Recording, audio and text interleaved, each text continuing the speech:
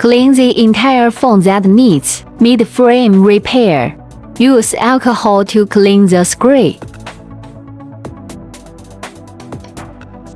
In the second step, we use a special protective film to protect the screen.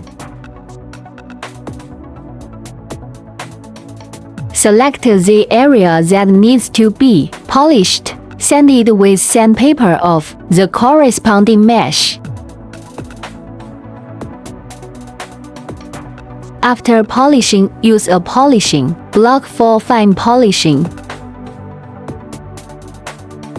Pour an appropriate amount of finished paint. Add thinner in a ratio of 2:1. Shake well and spray directly. Before coloring, first use our special primer to increase surface adhesion. Pour directly into the spray gun.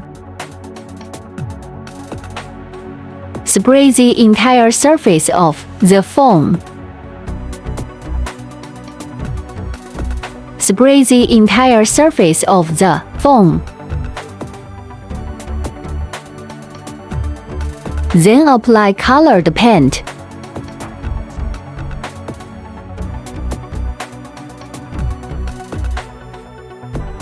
Put it in the oven and bake for 10 minutes.